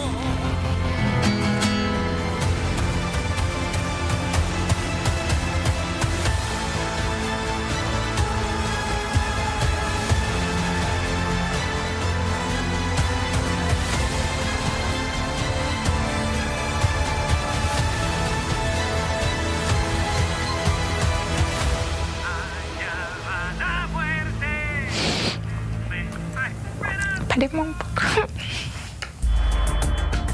Uf. Atentos hay que estar entonces a las pantallas de la red porque Jaque Matus vuelve muy pronto. Tremendo reportaje. Claro, y creo que es un reportaje muy importante para las conversaciones en las casas de cada cual, porque aborda también un punto central, sobre todo en el avance de la causa feminista, que es los prejuicios que existen sobre las mujeres adultas cuando son víctimas de violación y de abuso sexual y de abuso de conciencia. Vamos a estar muy atentos, Alejandra. Creo que va a ser muy importante. Pero le vamos a sacar provecho acá a Beatriz, porque acabamos de ver una extensa entrevista a Rojas Bade. Pero la Constitución también pasa más allá de este tema, ¿no es cierto? Y hemos sabido que últimamente han sido largas las jornadas, que no han descansado, 2, 3, 4 de la mañana. Los periodistas que están cubriendo Constituyente no lo pueden creer porque nunca habían tenido tanta pega, porque es demasiado largo y están muy apresurados por el tiempo y han salido por ahí opiniones por aquí, por allá. Cuéntanos un poco, ¿cómo lo están viviendo estos últimos días? Sí, ha sido intenso. Pero para iniciar, quiero retomar algo que decía Lale Matus antes y que me gusta quedarme con eso, que la convención es mucho más que lo que estábamos viendo, que es Rodrigo Rojas Bade. buena entrevista, primera vez que lo veíamos hablar, pero qué bueno que la convención sea más que eso, que un caso en particular. Que además es un caso que podría pasar en cualquier institución, a eso me refiero. No es que sea representativo del tipo de persona que llega a la convención. Exactamente, entonces están pasando muchas cosas y ha pasado ya un tiempo, entonces, y creo que sale mucha información, entonces es difícil ordenar la información que sale hacia afuera y por eso poder hablar de la convención, de lo que estamos haciendo, de lo que se está logrando, creo que es súper importante. Sí, hay mucha intensidad en la pega de ahora. ¿Por qué? Porque estamos, creo yo, en el momento del corazón del proceso. Porque este proceso, a lo mejor, en este año, y como para ordenarlo, tiene 3 grandes etapas. La primera fue la de los reglamentos, que era ponernos de acuerdo de cómo íbamos a trabajar para hacer efectivamente la elaboración de la Constitución. Y ahí se resolvió trabajar en 7 comisiones temáticas, cada una con un volumen importante de temas a abordar. Y después nos repartimos y estamos en ese proceso. Estamos cada uno de las 154 trabajando en comisiones temáticas. Y estamos en el proceso ya de todas las comisiones están, yo diría, en la mitad o pasada la mitad de ya la deliberación y la votación de las distintas normas que van a quedar en la Constitución. Y estamos en ese proceso. Entonces, estamos en muchos procesos de votación continua para ir dejando ya los artículos que van quedando definitivamente en la Constitución y al mismo tiempo deliberando muchas de las normas y de los temas para que vayan quedando en el proyecto de Constitución. Se ha ido instalando a través de los medios de comunicación, encuestas que aparecen sobre el nivel de aprobación de la Convención Constitucional, esta idea de muchos analistas de que la convención es una especie de jaula de personas no bien mentalmente. Bueno, no voy a ofender a los monos, porque ya, una jaula de monos. Una jaula de monos que pueden resolver cualquier cosa, y entonces hay estos llamados externos a la convención, a la sensatez y a la intervención del presidente. Sí. Y el presidente se ha negado a intervenir, pero ya hizo saber su opinión respecto de si vamos a tener un Congreso unicameral o si es razonable tener algo que se parezca al actual Senado, con una campaña, digamos, de intereses corporativos bastante intensa de los actuales senadores y senadoras. ¿Cómo se vive ese proceso de adentro? ¿Temes que como que este discurso se imponga sobre el trabajo de la Convención Constitucional? A ver, yo creo que desde el momento que entramos a hacer esta pega, no sé si todos y todas las que estamos adentro, pero yo tenía muy claro que cuando tú entras a hacer una nueva constitución, y las constituciones son eso, las constituciones de un país, y esta es la definición que más me gusta, lo que hacen es equilibrar las relaciones de poder al interior de un país. Entonces, básicamente lo que veníamos a hacer era a establecer eso, a hablar de poder. Y por eso es que siempre supe, muchos sabíamos, no sé si todos y todas, que íbamos a estar bombardeados permanentemente porque tocamos lo más sensible de este país, que es el desequilibrio de poder. Y entonces vamos a afectar a quien tiene hoy día el poder. Le hace el Senado, le hace una gran empresa, le hace la misma figura presidencial, le hace el Parlamento cómo funciona, los jueces, en fin. No es que todo vaya a cambiar radicalmente, pero sí estamos hablando sobre esos procesos. Entonces todo el mundo se siente tocado, ¿no? Sobre todo la gente que tiene poder. Entonces yo sabía que íbamos a estar sometidos a este bombardeo. Entonces parte de lo que hay hoy día como circo constituyente, están haciendo, tiene que ver también un poco con eso. O sea, el otro día hablamos sobre el derecho a la comunicación y sobre poner límite a la propiedad de los medios de comunicación. Entonces ustedes se imaginarán cómo los medios estaban corriendo en círculo, me imagino, porque ahí, por ejemplo, estamos hablando de un poder en específico, ¿no? Cuando una de las comisiones habló de los jueces, el Poder Judicial, la Corte Suprema, los jueces hablaron en todos los diarios del país. Cuando se abre la posibilidad efectiva de que haya una sola Cámara y que no exista más el Senado, bueno, los senadores salieron en masa a hacer una defensa corporativa dura. Convocaron a una comisión externa para que viniera a decir que esto tenía que intervenirse. O sea, claramente cuando se toca el poder surgen todas estas... Pero Beatriz, te quiero hacer una pregunta, porque esto está a modo discusión ahora. Exacto. Porque todo lo que sale en la prensa son como, en el fondo, cosas que han salido de la Constitución o cosas que se han filtrado en las comisiones, pero todavía no hay nada votado y todavía nadie dice que esto va a ser así. O sea, Hay ya cosas votadas. Hay ya cosas votadas, cosas que están en el proyecto de la Constitución. No todas, por supuesto. Hay ya cosas en el proyecto. Si uno mira, el proceso para llegar a los artículos finales es un proceso que pasa por varias votaciones y que tiene que llegar a la votación de 2/3, no una vez, sino 2 veces, ¿no? En general y en particular. Juntar 103 votos, que son 2/3, es algo muy difícil y significa una mayoría muy amplia y tiene que tener un diálogo muy amplio. Entonces, no cualquier artículo llega a los 2/3. Se ha creado esta caricatura de que la derecha no ha sido escuchada por ser minoría, digamos, ya se descartan sus puntos de vista a priori, y que esto haría que el resultado final del texto constitucional sea un texto no representativo o no que no reconoce todo el país.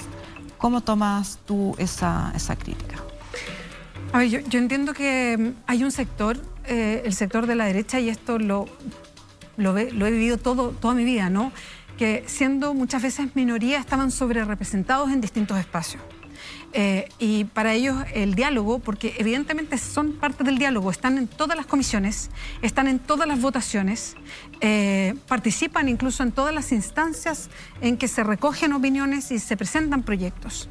Pero cuando tú estás en una situación de minoría y se vota democráticamente, incluso con quórums de los más altos que puedes tener, que son los 2/3, bueno, estás en una situación de minoría. Yo no diría que no están en los diálogos ni representados. De hecho, varias de los grandes acuerdos que han llegado a varias comisiones se construyen con parte importante de la derecha. Lo ha hecho Forma de Estado, que es una de las comisiones que está viendo todo el proceso de Estado regional y la descentralización. Lo ha hecho con parte importante de la derecha, que suscribió todo el acuerdo que ha sacado esa comisión adelante. Yo quiero destacar eso, porque está en la comisión a la que yo pertenezco, que es la Comisión de Principios Constitucionales. Estamos en la elaboración de lo que se llama el informe de reemplazo, porque pasamos por el Pleno. Hay algunas normas que ya quedaron en el proyecto de Constitución, hay otras que se devolvieron a la comisión y estamos haciendo lo que se llama el informe de reemplazo para insistir con ciertas normas. Y se convocó una reunión abierta con varios integrantes y llegaron muchos de los asesores de los distintos convencionales de derecha para dialogar todas las normas. O sea, los espacios y el diálogo está.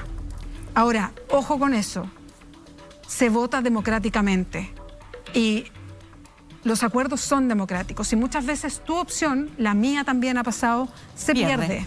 Y eso es una votación democrática. Otra cosa es que estén acostumbrados por la historia de los últimos 30 años, que su sector haya sido sobrerepresentado y que la votación o diálogo democrático era más bien un diálogo impuesto. Un empate forzado. Exactamente. Acá al lado es tan importante. Les quiero contar que se nos acabó el tiempo. Tuvimos una gran entrevista hoy día de Mónica González a Rojas Bade.